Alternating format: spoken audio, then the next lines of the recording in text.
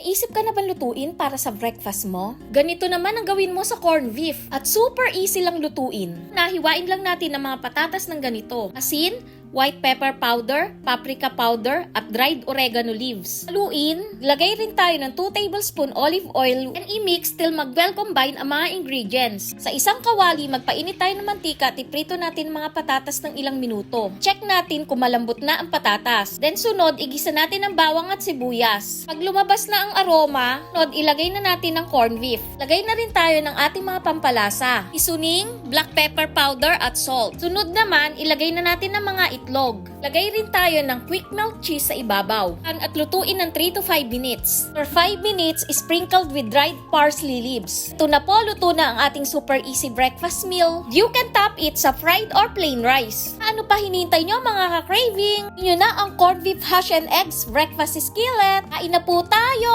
Enjoy!